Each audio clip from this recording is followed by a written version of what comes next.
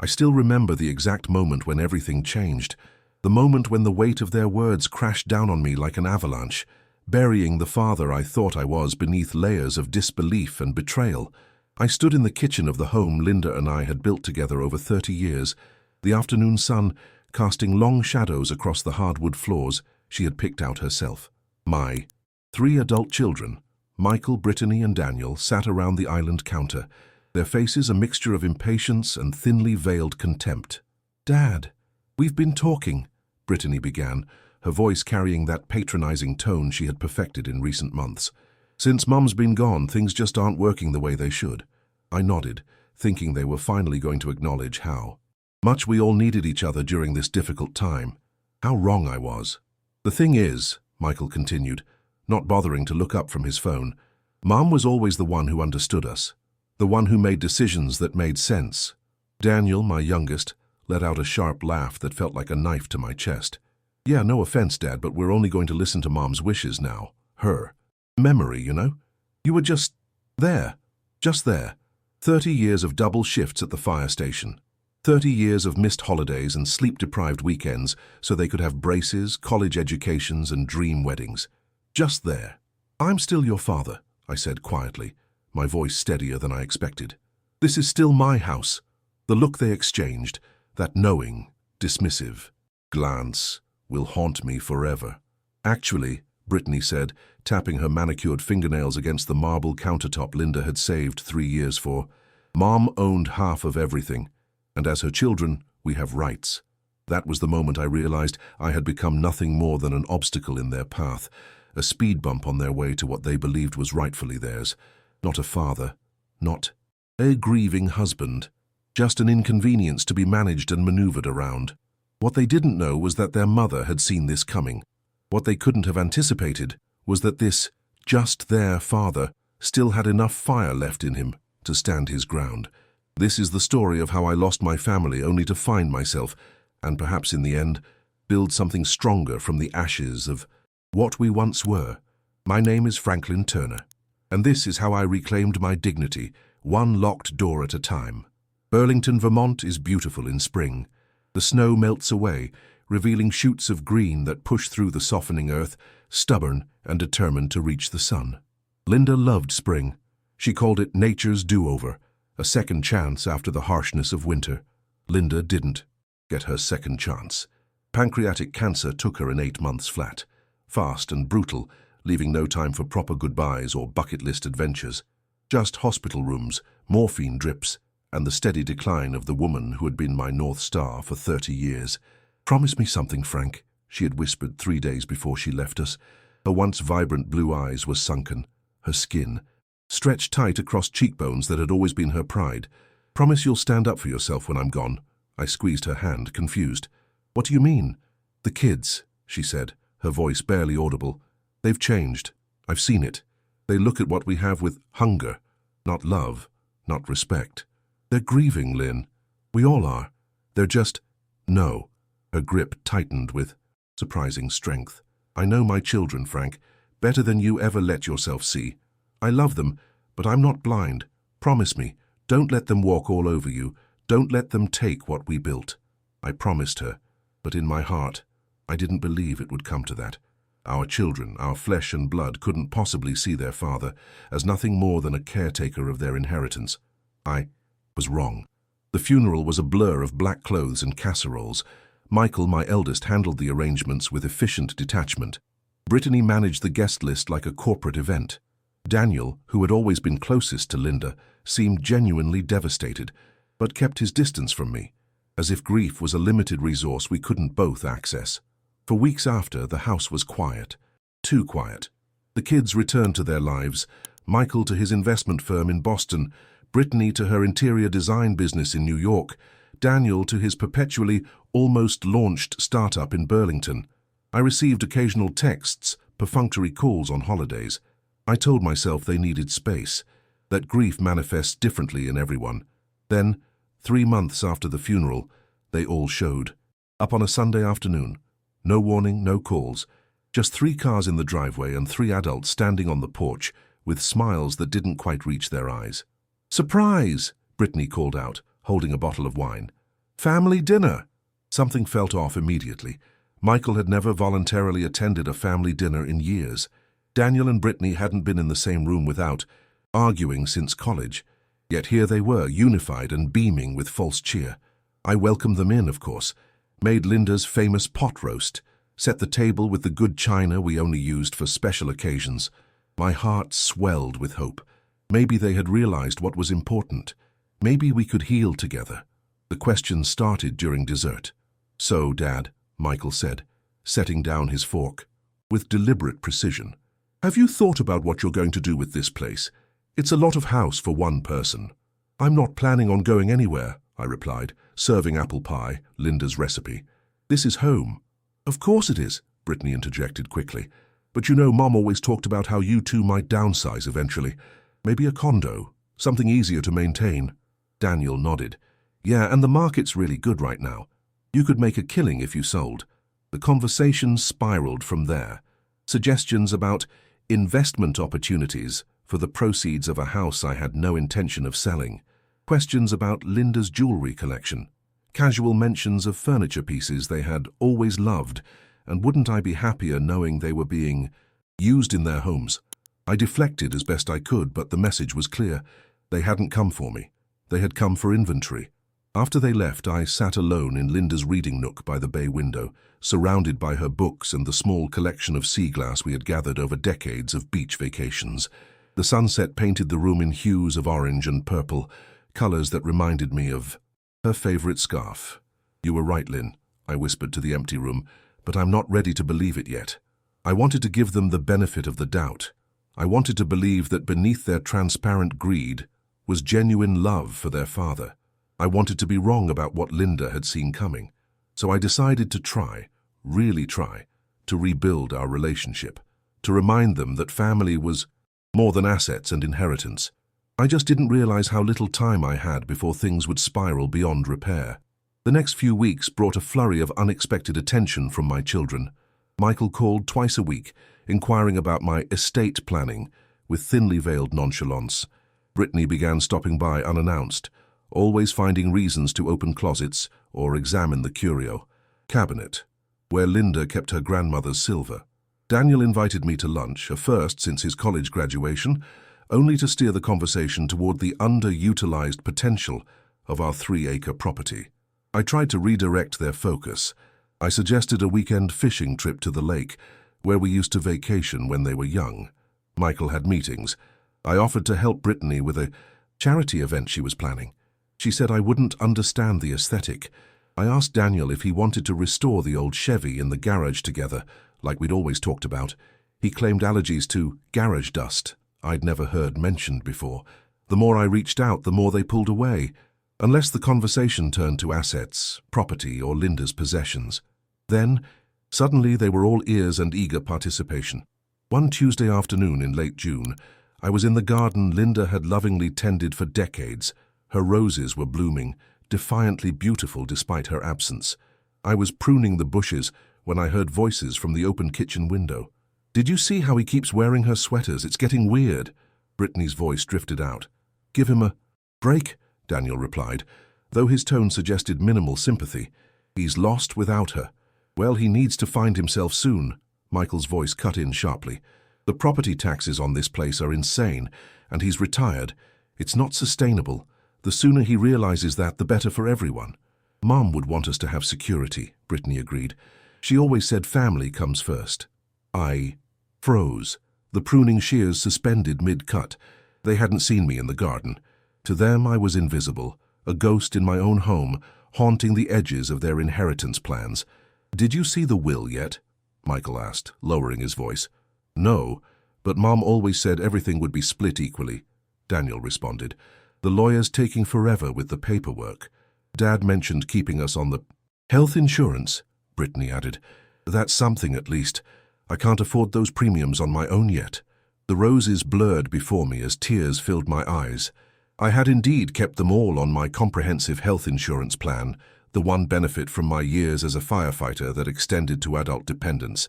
It cost me an additional $876 each month, money I never begrudged because they were my children, because I loved them.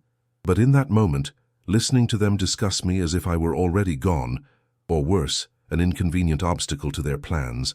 Something shifted inside me. A seed of resistance planted by Linda's final warning began to take root and grow. I quietly set down the pruning shears and walked around to the front of the house. I entered through the front door, making sure to close it loudly enough for them to hear. "Kids, I'm home," I called out, the fakeness of my cheer matching theirs. They scattered like startled cats, suddenly busy with phones and pretend tasks.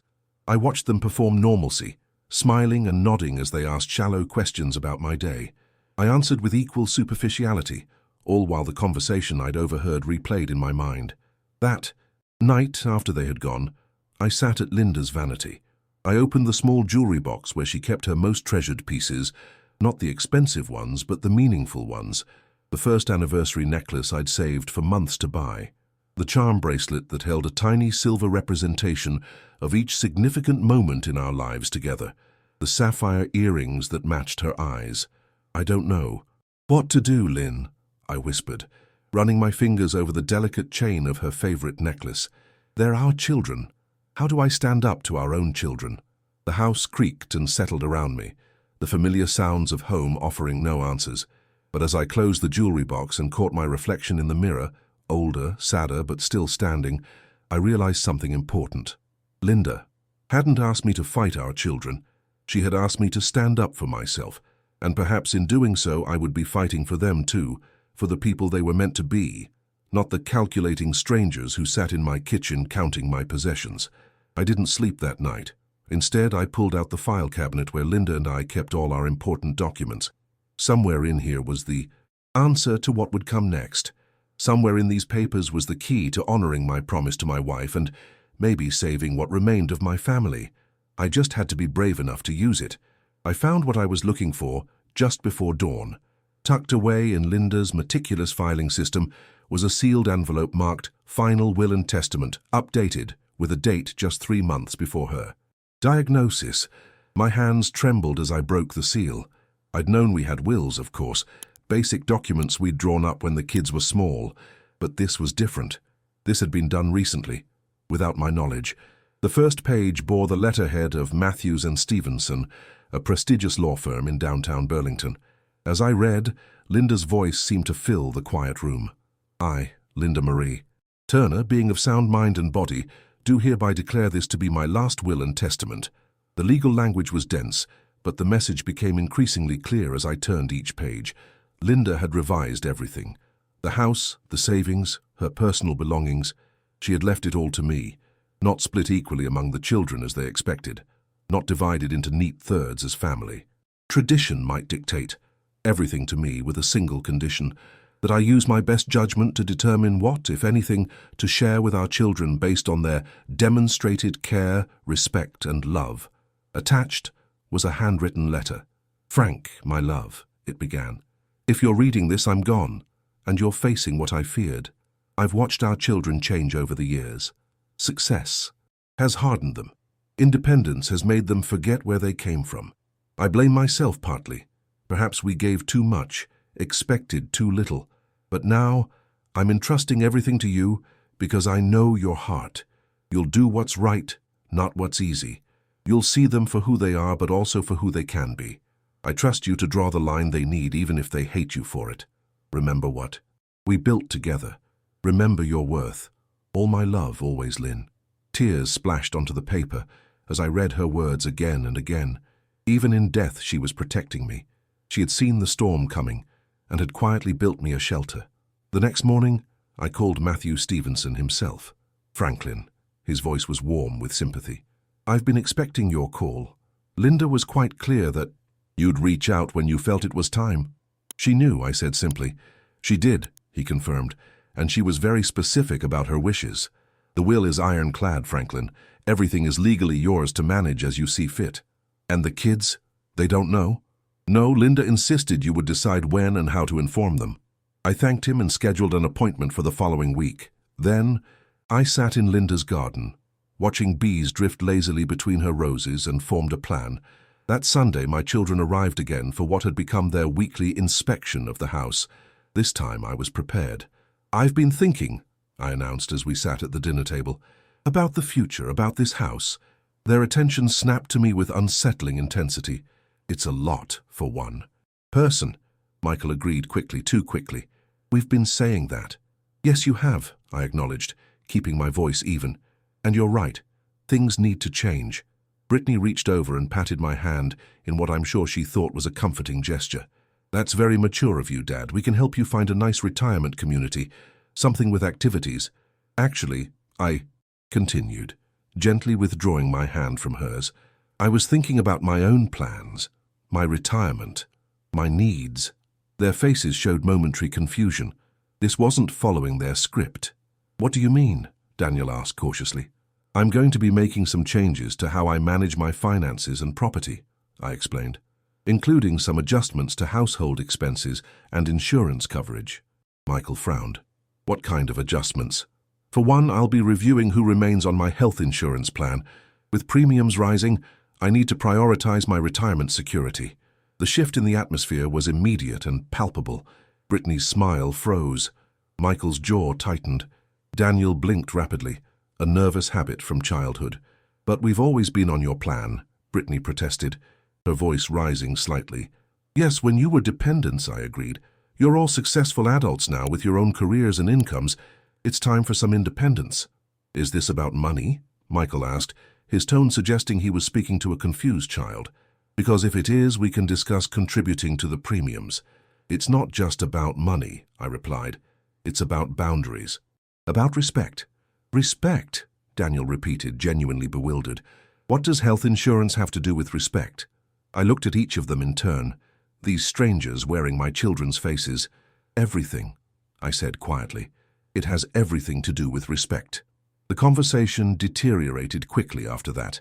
Voices were raised, accusations were thrown. I was being selfish, difficult, obviously depressed. They would need to step in if I couldn't think rationally about my finances. When Brittany suggested that perhaps I needed professional help to deal with my grief, I'd had enough. I think it's time for you all to go, I said, standing up from the table. We can continue this discussion another time when everyone is calmer.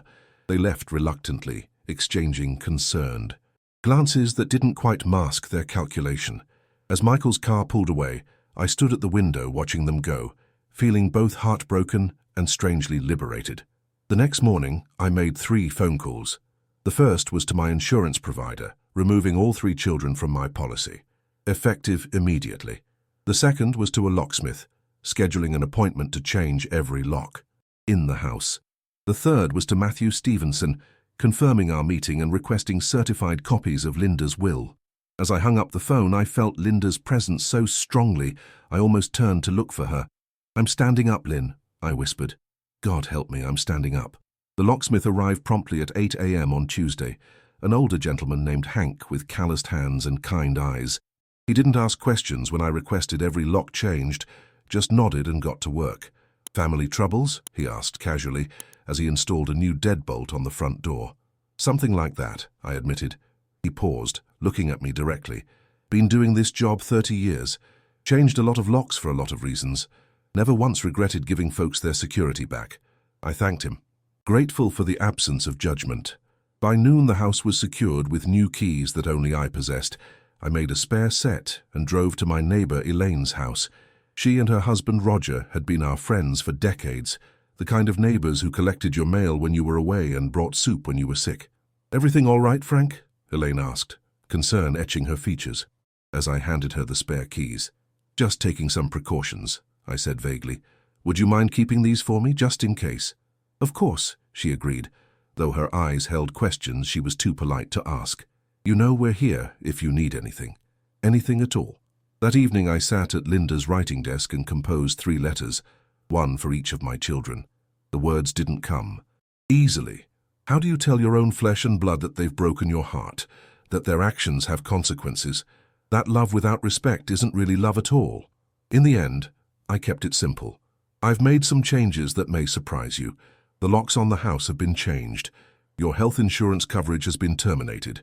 These decisions weren't made lightly, but they were necessary.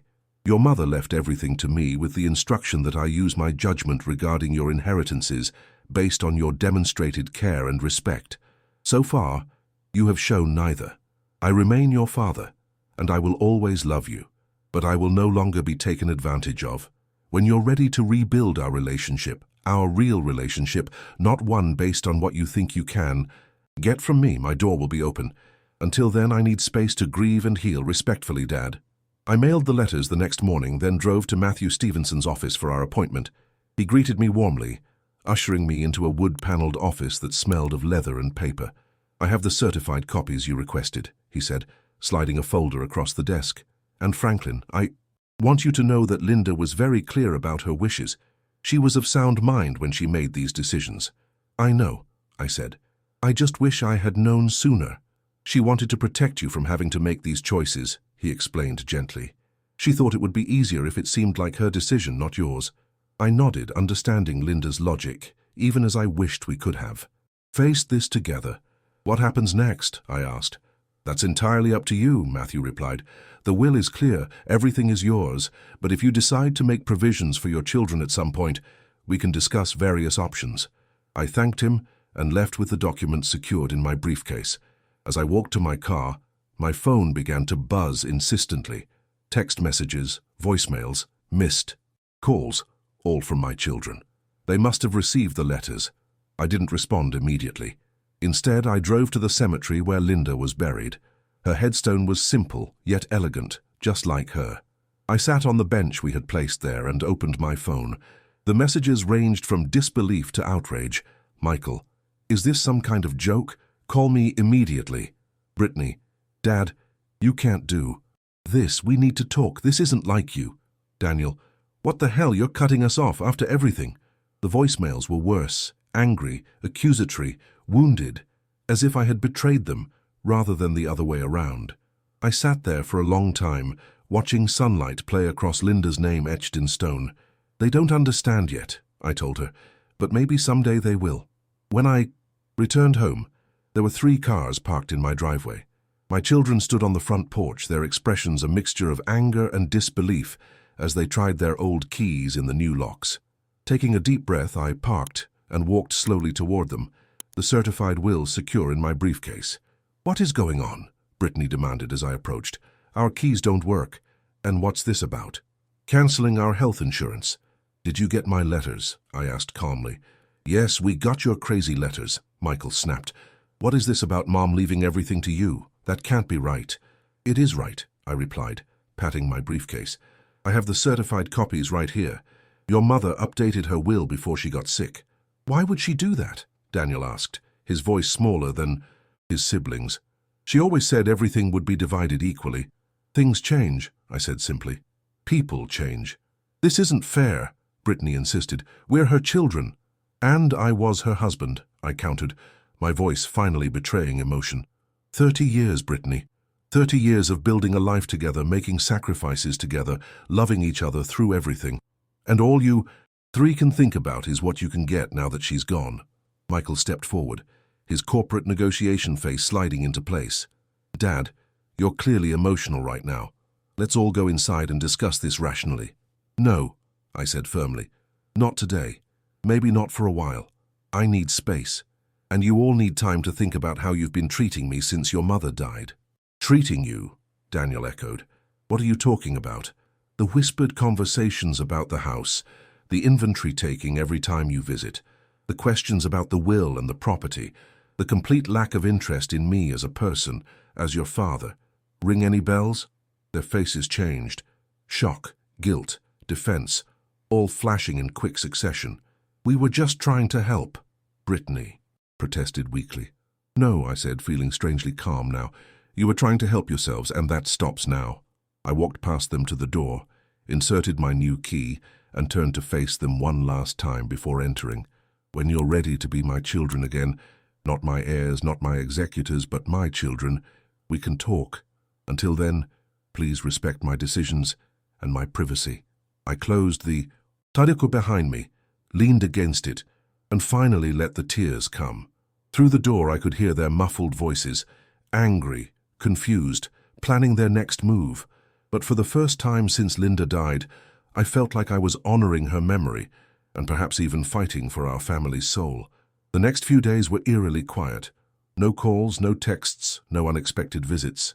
The silence was both a relief and a new kind of pain. I'd never gone this long without communication from my children, even during their busiest times or our minor disagreements. This was different, a schism that felt both necessary and terrifying. On the fourth day, I received an email from Michael's attorney, formally requesting copies of Linda's will and questioning its validity. The language was cold and clinical, threatening litigation if I didn't comply promptly. I forwarded it to Matthew without comment. His response came within the hour. "Let me handle this, Franklin. This is precisely why Linda put such care into making her wishes legally airtight." I felt a surge of gratitude for Linda's foresight. She had known it might come to this. Legal threats from our own son. What a strange and bitter thing to have to prepare for. Brittany's approach was more direct. She showed up at the house unannounced one afternoon, pounding on the door with an intensity that startled me from my reading. "Dad, I know you're in there. We need to talk about this." I approached the door but didn't open it. "Brittany," I asked for space. "This is ridiculous," she shouted through the door. "You can't just cut us off. That's our inheritance you're holding hostage." The word hostage struck me like a physical blow. "It's not hostage-taking to maintain ownership of what's legally mine," I replied, struggling to keep my voice steady. "And it's not an inheritance until I'm gone, which, despite what you three seem to think, isn't happening anytime soon." "That's not fair," she protested, her voice cracking slightly. "We're just trying to secure our futures." "And what about my present?" I asked. "Did any of you consider that?" There was a pause, then, "Can you at least open the door so we don't have to talk through it like criminals?" I hesitated, then relented. "Give me a minute." I opened the door to find Brittany looking less polished than usual. Her normally perfect hair was hastily pulled back, her eyes slightly puffy. For a moment she looked vulnerable, more like the daughter I remembered. "Can I come in?" she asked, subdued now. I stepped aside, allowing her into the foyer but not further. "We can talk here." She glanced around, noting the family photos still displayed on the walls. Happier times preserved in frames. The guys are furious, you know. Michael's talking lawyers, and Daniel's just broken. He thinks you hate us.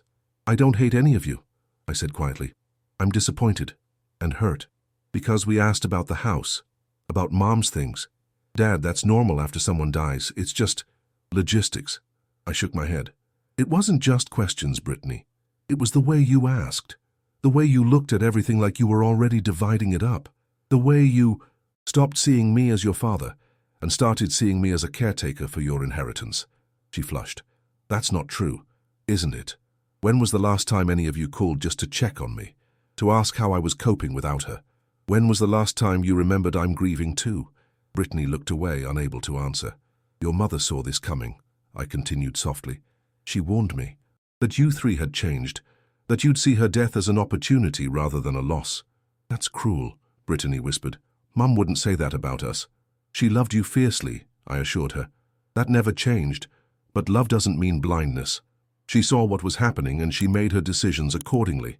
Brittany's eyes filled with tears. "So what now? You just disinherit us? After everything?" "I haven't decided anything permanent yet," I said truthfully. "This is about boundaries, Brittany, about respect, about remembering what family really means." "And the health insurance?" she asked, a hint of her earlier defiance returning. "Was that necessary?" "You make 6 figures at your design firm," I pointed out. "You can afford your own insurance, all 3 of you." "Can." That was a courtesy I extended because I love you, not an obligation. She looked at me as if seeing me for the first time, not as the pushover dad or the obstacle to inheritance, but as a person with limits and dignity. "I should go," she said finally. "Probably," I agreed. "But Brittany, when you're ready to talk, really talk, as father and daughter, I'll be here." She nodded stiffly and left. Without another word, I watched her drive away, wondering if I'd just made things worse or if perhaps a small seed of understanding had been planted. Daniel was next, 2 days later, not with demands or legal threats, but with a text that simply read, "Can we talk? Just us." We met at a small coffee shop downtown, neutral territory. He looked tired, his usual energy dampened. He'd always been the most sensitive of my children, the one who felt everything deeply. "Thanks for meeting me," he said as I sat down across from him. Of course, I replied. You okay? He shrugged. Not really. Nothing makes sense anymore. Mum's gone. You've locked us out. Michael's on the warpath, and Brittany keeps switching between crying and planning revenge shopping sprees. He attempted a smile that didn't reach his eyes. Family's a mess, Dad. Yes, I acknowledged. It is.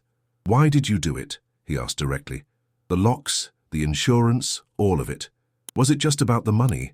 I considered my words carefully. It was about being seen, Daniel. About not being erased while I'm still here. I don't understand. Since your mother died, the three of you have treated me like I'm already. Tagon too. Like I'm just a placeholder until you can claim what you think you're entitled to. Do you know how that feels? To be invisible in your own life? He looked down at his coffee. We didn't mean it like that. Maybe not consciously, I conceded. But intentions don't change impact. So what happens now? Michael's talking about contesting the will. He won't win, I said simply. Your mother made sure of that. Daniel nodded slowly. Yeah, that sounds like Mom, always 10 steps ahead. A brief, comfortable silence fell between us, the first natural moment I'd shared with any of my children in months. I miss her, Daniel said suddenly, his voice thick. Every day. Me too, son, I replied, reaching across the table to squeeze his hand briefly. Every single day. I'm sorry, he said, meeting my eyes directly. Not just for how we've been since she died, for before too. I haven't been a good son for a long time, have I? The simple honesty of his question caught me off guard. You've been busy building your own life, I offered generously. That's a nice way of saying no. He smiled ruefully. I've been selfish. We all have. You're adults, I said. That's natural to some degree. But we forgot where we came from, he pressed. Who helped us get here, you and Mom? For the first time since this ordeal began, I felt a glimmer of hope. It's not too late to remember, I told him. He nodded thoughtfully. The others aren't there yet, Michael especially. He sees this as some kind of betrayal. I know, I sighed, and I'm sorry for that. But sometimes hard. Boundaries are necessary, even with family. Especially with family, I said firmly, because family should be where we're most honest, most authentic, not where we take the most for granted. As we parted ways, Daniel hugged me. A real hug, not the perfunctory embrace he'd offered at Linda's funeral. I'll try to talk to them, he promised, but I can't guarantee anything. I'm not asking for guarantees, I assured him. Just openness, just effort. Driving home, I felt both lighter and heavier. The conversation with Daniel had kindled hope, but it had also reinforced how far we had to go. The fractures in our family ran deeper than I'd realized. Healing them, if healing was even possible, would take more than changed locks and legal documents. It would take something much harder, genuine change. Autumn came to Vermont in a blaze of color, transforming Linda's garden into a tapestry of gold and crimson. I spent hours there, clearing fallen leaves and preparing the beds for winter, as she had taught me over the years. It was meditative work, connecting me to her memory in tangible ways. 3 weeks had passed since my coffee with Daniel. True to his word, he had maintained contact. Nothing dramatic, just occasional texts checking in, or sharing a memory of Linda that had surfaced for him. Small bridges being built across the chasm. Michael remained entrenched in his position. His lawyer had sent several more letters, each more threatening than the last. Matthew handled them all with professional detachment, assuring me that Linda's will was unassailable. He's posturing, Matthew told me. He knows he can't win legally, so he's trying to intimidate you into giving in. Brittany had taken a different approach. After our confrontation, she'd gone silent for 2 weeks, then sent a carefully worded email suggesting we start fresh by having an adult conversation about asset distribution. I didn't respond. It wasn't the fresh start I was looking for. 1. Crisp October morning. As I raked leaves from the front lawn, Elaine from next door walked over with a thermos. Hot cider, she explained, pouring some into the cap cup and handing it to me. Roger just pressed it yesterday. Thanks, I said gratefully, letting the sweet spiced warmth spread through me. How are you holding up? She asked, her eyes kind but direct. Any progress with the kids? I'd confided in Elaine and Roger about the situation after changing the locks. They had known our family for decades and had watched my children grow up alongside their own. Some, I admitted. Daniel's trying. The others, not so much. She nodded thoughtfully. You know, Frank, Roger and I went through something similar with our eldest, Jared, years back. Not the same circumstances, but the same feeling, like somehow we'd become strangers to our own child. What happened? Time, she said simply. It took time and consistency. We had to show him that our boundaries weren't punishment. They were protection. For us, and ultimately, for him too. Did it work? Her smile was bittersweet. Eventually. There were some very hard years. But now, he calls every Sunday, brings the grandkids over without us having to beg, remembers our anniversary with actual thoughtful gifts. She patted my arm. Families are complicated, Frank, but they're also resilient when there's love underneath it all. I considered her words as I finished the cider. I hope you're right. Just don't give in too soon, she cautioned. Whatever you're trying to teach them, whatever Linda wanted you to stand firm on, make sure it sticks before you lower those drawbridges. That evening I received an unexpected call from Daniel. Dad, are you sitting down? His voice had an urgency that immediately set me on edge. What's wrong? Are you okay? I'm fine, but Michael's filing a petition to have you declared mentally incompetent. He's claiming Mum's death has made you unstable and paranoid, and that's why you've suddenly changed the locks and altered your financial arrangements. The shock of it left me momentarily speechless. Dad, you there? I'm here, I managed. When did you find this out? He called me this afternoon asking me to back him up, to testify that you've been acting erratically. Daniel's voice hardened. I told him to go to hell. Gratitude washed through me. Thank you. Son, don't thank me for basic decency, he said fiercely. What he's doing is wrong. I tried to tell him that, but he's convinced himself this is about protecting the family legacy or some bullshit. Language, I admonished automatically, then chuckled at the absurdity of correcting my adult son's profanity in the midst of this crisis. Daniel laughed too, a moment of normalcy in the chaos. Sorry, Dad. What about Brittany? Is she involved? She knows about it. She says she's conflicted but won't actively oppose him. His disgust was evident. I told her that's the same as supporting him. I sighed deeply. I never thought it would come to this. What are you going to do? What I've been doing, I said, finding resolve in the words as I spoke them. Stand my ground. Your mother believed in me. Believed I could handle this. I won't let her down. You're not alone, Dad, Daniel said quietly. I'm with you. After we hung up, I called Matthew and briefed him on this new development. His response was measured, but firm. We'll fight this, Franklin. It's a desperate move and unlikely to succeed, but we need to take it seriously. I'll need you to undergo a psychological evaluation with an independent expert to establish your competence clearly. Whatever it takes, I agreed. The next day, as I was returning from the grocery store, I found Michael waiting in my driveway. He stood beside his luxury sedan, immaculately dressed in a business suit despite it being Saturday. I parked and got out slowly, uncertain what to expect. Michael, I acknowledged, keeping my distance. Dad, he replied stiffly. I assume Daniel's called you. He has. Michael's jaw tightened. Then you know why I'm here. This doesn't have to get ugly. We can resolve this privately, as a family. By declaring me incompetent, I asked, incredulous at his definition of not ugly. By recognizing that grief affects judgment, he countered smoothly. No one's blaming you, Dad. Mum's death hit you hard. You're not thinking clearly. And you are, I challenged. Suing your own father, that's clear thinking to you? He had the grace to look momentarily uncomfortable. It's not personal. Not personal? I repeated, anger finally breaking through my calm. You're trying to take away my agency, my dignity, my right to make my own decisions. How is that not personal? It's business, he insisted. Family business. That's where you're wrong, I said sadly. Family isn't business, Michael. It never was. That's what your mother was trying to protect when she changed her will. Not the assets, the relationships, the love that should come before anything material. He shook his head dismissively. Pretty words don't change financial realities, Dad. Mum worked too hard, building this legacy for it to be mismanaged now. Your mother would be heartbroken to hear you talk like this, I said quietly. For just a moment, his corporate mask slipped, revealing the hurt child beneath. Then it was gone, replaced by cold determination. We'll let the courts decide what Mum would want, he said, turning back to his car. My lawyer will be in touch. As I watched him drive, away I felt an overwhelming sadness. When had my ambitious, bright son become this calculating stranger? What had we done, or failed to do, that had led him to value property over people, inheritance over integrity. I carried the groceries inside, moving on autopilot as these questions churned in my mind.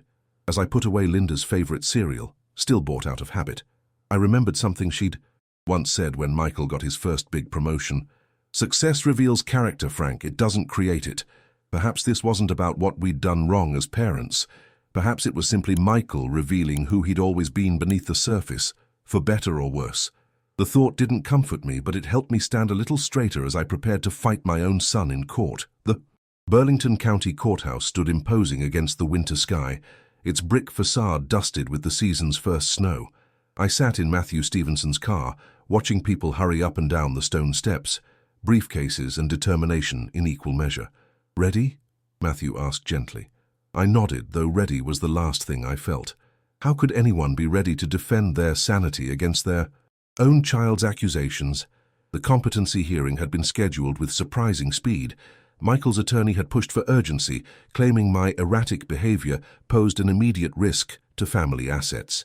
Today would determine whether I remained in control of my life or became a ward under my son's supervision. As we walked through security, I spotted Daniel in the lobby.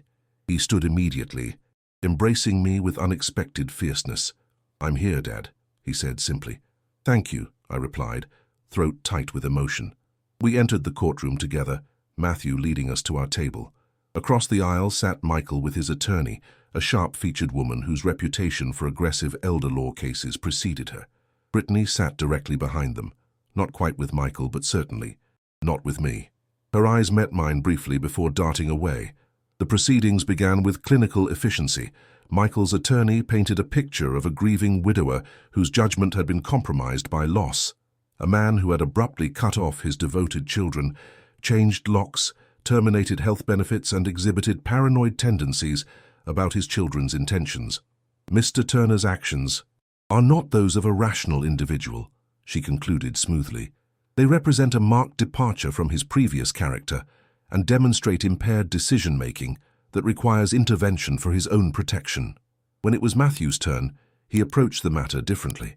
"Your Honor, my client has undergone comprehensive psychological evaluation," he stated, submitting the reports from 2 independent experts. "Both confirm what is obvious to anyone who speaks with him. Franklin Turner is grieving, yes, but he is entirely competent and rational." Matthew then called me to testify. As I took the stand, I saw Linda's sister Elena slip into the back of the courtroom. She gave me an encouraging nod. "Mr. Turner," Matthew began, "could you explain to the court why you made these changes that your son has characterized as erratic?" I took a deep breath. After my wife died, my relationship with my children changed. They became increasingly focused on their inheritance, my home, my savings, my late wife's possessions. Their visits centered around inventory taking rather than comfort or support. "Could you provide specific examples?" Matthew prompted.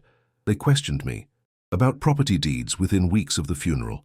They discussed selling the house while I was in the garden, not realizing I could hear them. They referred to me as an obstacle to their plans. I paused, gathering strength. My late wife anticipated this. Before her death, she updated her will to leave everything to me with specific instructions about protecting myself from potential exploitation. Michael's attorney objected, claiming hearsay, but Matthew produced Linda's handwritten letter, which the judge admitted into evidence. When cross-examination came, Michael's attorney was relentless. "Mr. Turner, isn't it true that you've been wearing your deceased wife's clothing?" "I sometimes wear her cardigan when I miss her," I answered honestly. "The doctors you've submitted reports from have confirmed this is a normal grief response, not a sign of mental instability." "And you believe your children are conspiring against you? That sounds like paranoid ideation, doesn't it?" "I believe my children are primarily concerned with their inheritance rather than my well-being. That's not paranoia. It's an unfortunate reality I've had to accept." The questions continued, each designed to make me appear confused or unstable, but something unexpected happened as I testified. With each answer, I felt stronger, more certain. The truth, however painful, was liberating to speak aloud. After I stepped down, Matthew called Daniel to testify. He spoke candidly about the conversations he'd overheard, about Michael's explicit strategy to have me declared incompetent, about Brittany's hesitation but ultimate complicity. My father isn't impaired, Daniel concluded, his voice steady. He's just finally standing up for himself, and frankly, we deserved it. The courtroom fell silent at this admission. The judge asked if Michael's attorney had any rebuttal witnesses. To my surprise, Brittany stood up. "I'd like to speak, Your Honor," she said. Michael turned sharply, clearly not having expected this. The judge nodded her permission. Brittany approached the stand, took the oath, and sat down. She looked different somehow, less polished, more authentic. "I've been silent through most of this," she began, "partly because I didn't know what to believe, and partly because I was afraid to look too closely at my own behavior." She took a shaky breath. "My father isn't incompetent. He's hurt, and I hurt him. After my mother died, I treated him like an inconvenience, an obstacle between me and what I thought I deserved. I'm ashamed of that now." Michael's face darkened with betrayal as she continued. "This petition isn't about protecting my father. It's about controlling him, and I can't be part of that anymore." She looked directly at me. "I'm sorry, Dad. I was wrong." The judge, a woman in her 60s with penetrating eyes, considered all the testimony carefully. "I've heard enough," she finally declared. "Petition denied. Mr. Turner has demonstrated clear competence and sound reasoning. Furthermore," she added, looking pointedly at Michael, "I find this action borders on elder abuse through attempted financial control. Mr. Turner, you are free to manage your affairs as you see fit." Relief washed over me like a physical force.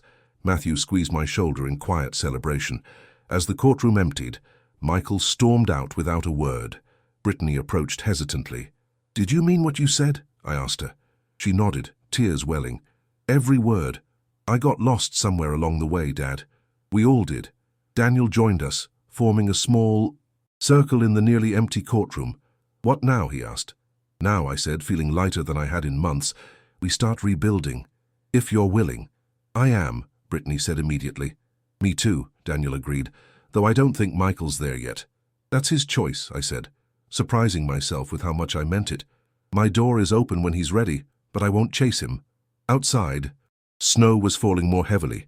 Eleanor waited by her car to drive us home. As we walked toward her, Brittany slipped her hand into mine, a gesture she hadn't made since childhood. It felt like the first fragile shoot of spring after the longest winter. Spring came to Vermont again, as it always does, with stubborn persistence. 1 year after Linda's death, her garden burst into vibrant life. Daffodils, nodding in the breeze, crocuses pushing through the last patches of snow.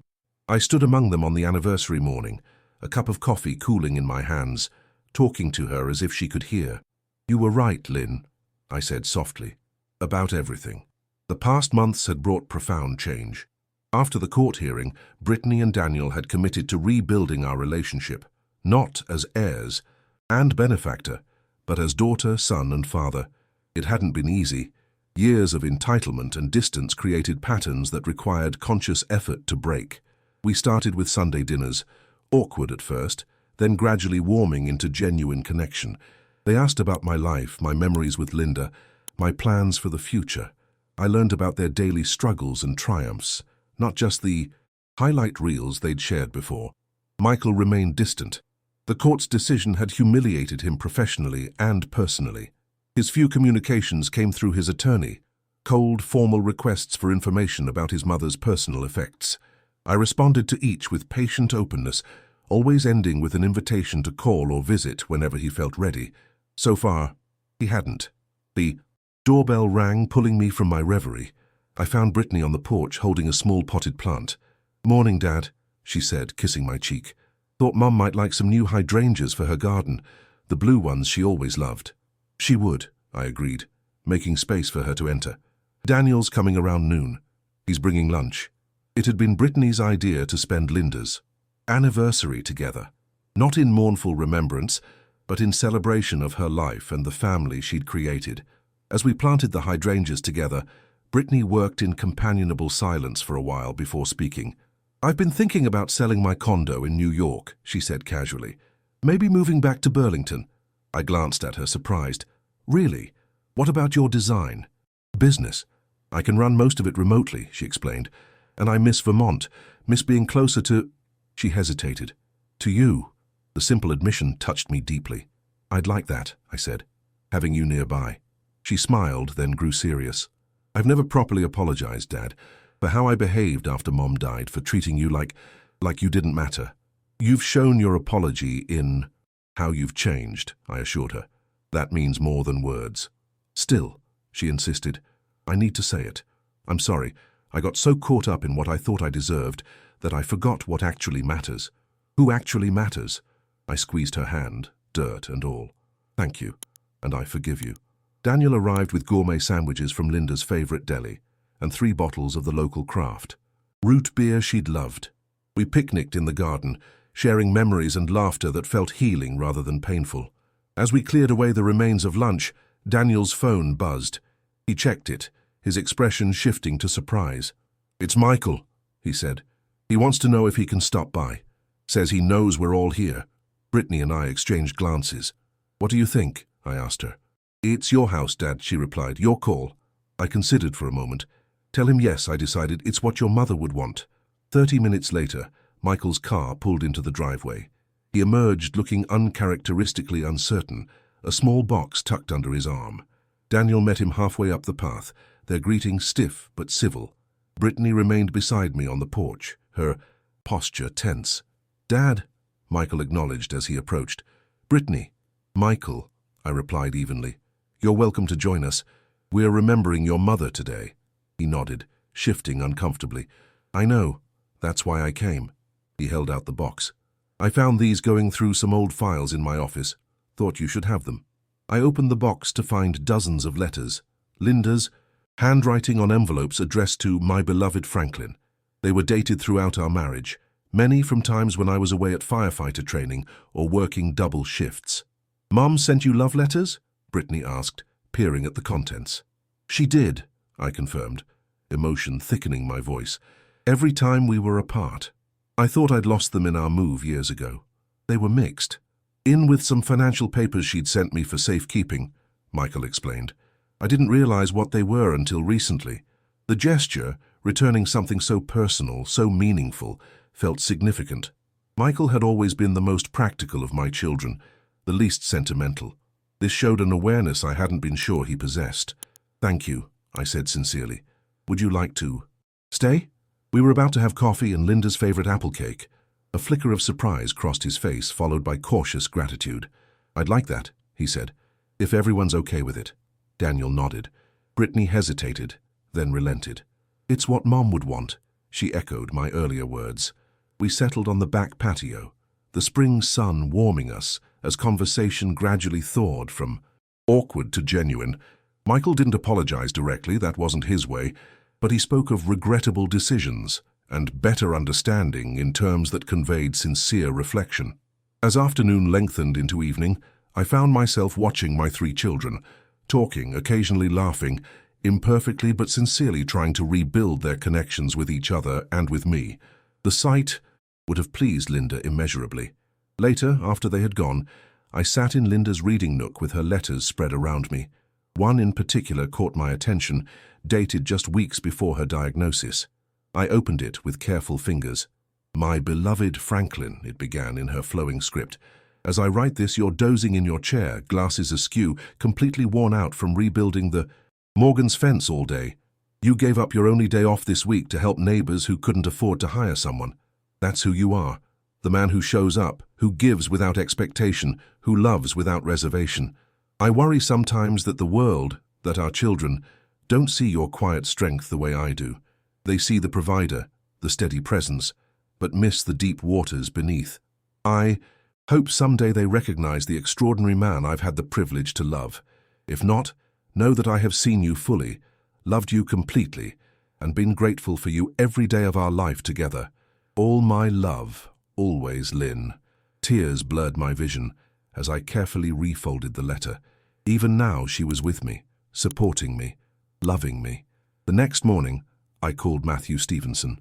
I'd like to update my will, I told him. Of course, he replied. What changes did you have in mind? I want to ensure the house goes to whichever of my children needs it most when the time comes. The savings should be divided equally. Linda's jewelry split between Brittany and any future granddaughters. I paused. But I want to establish a family trust first. something that requires cooperation among all three of them. They need to learn to work together again. Wise approach, Matthew approved, following Linda's example of looking beyond the assets to the relationships. She always was the smartest of us, I said with a smile. That evening I sat in the garden as twilight settled over Burlington. The neighborhood lights winked on one by one, families gathering for dinner, children being called home for the night, ordinary moments that make up a life. My phone buzzed with a group text from Daniel. "Sunday dinner this week? I'm making Mum's lasagna recipe." Brittany replied immediately, "I'll bring salad and wine." After a longer pause, "I can handle dessert." Michael, progress. Small, imperfect, but real. I texted back, "Looking forward to it. Doors open at 5. As I set my phone down, a gentle breeze stirred the garden, carrying the scent of Linda's roses. For a moment it felt like she was there beside me, her hand resting lightly on my shoulder in silent approval. "We're finding our way, Lynn," I whispered. "It's not perfect, but we're trying." The future remained uncertain, relationships in need of continual tending, trust requiring daily renewal, a son still finding his way back. But for the first time since losing Linda, I felt genuine hope. Not just for reconciliation, but for something deeper. The rebuilding of a family on a foundation of respect rather than obligation, love rather than expectation. The locks had been changed, but the door remained open. And slowly, one step at a time, my children were walking through it, not as entitled heirs, but as the people Linda and I had raised them to be. People with the capacity for growth, for recognition of their mistakes, for genuine connection. In the end, that was the true inheritance she had left us all.